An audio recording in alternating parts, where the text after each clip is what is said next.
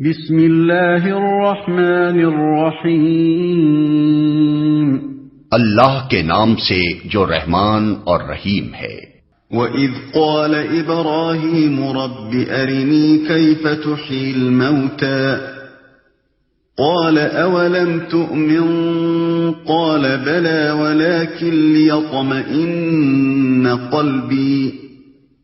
قَالَ فَخُذْ أَرْبَعَةً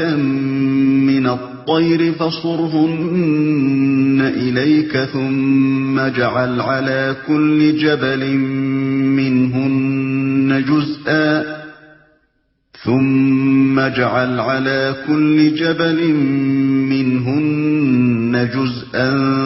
ثُمَّ ادْعُهُنَّ يَأْتِينَكَ سَعْيًا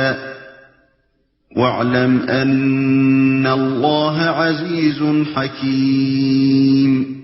اور وہ واقعہ بھی پیش نظر رہے جب ابراہیم نے کہا تھا، میرے مالک مجھے دکھا دے تو مردوں کو کیسے زندہ کرتا ہے۔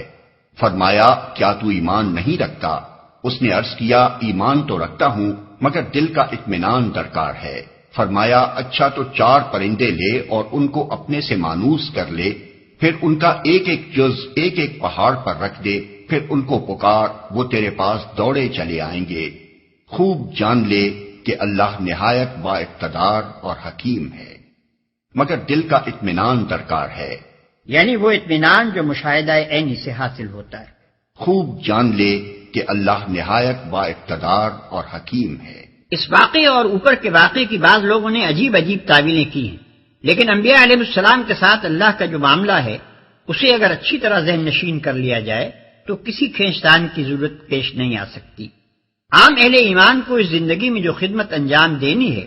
اس کے لیے تو محض ایمان بالغیب یعنی بے دیکھے ماننا کافی ہے، لیکن انبیاء کو جو خدمت اللہ نے سپرد کی تھی اس کے لیے ضروری تھا کہ وہ اپنی آنکھوں سے وہ حقیقتیں دیکھ لیتے جن پر ایمان لانے کی دعوت انہیں دنیا کو دینی تھی۔ ان کو دنیا سے پورے زور کے ساتھ یہ کہنا تھا کہ تم لوگ تو قیاسات دوڑاتے ہو مگر ہم اپنی آنکھوں دیکھی بات کہہ رہے ہیں، تمہارے پاس گمان ہے اور ہمارے پاس علم ہے، تم اندھے ہو اور ہم بینا ہیں۔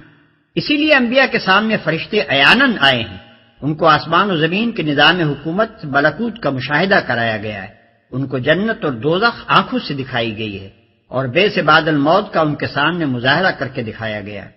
ایمان بالغیب کی منزل سے یہ حضرات منصب نبوت پر مامور ہونے سے پہلے گزر چکے ہوتے ہیں، نبی ہونے کے بعد ان کو ایمان بالشہادت کی نعمت دی جاتی ہے اور یہ نعمت انہی کے ساتھ مخصوص ہے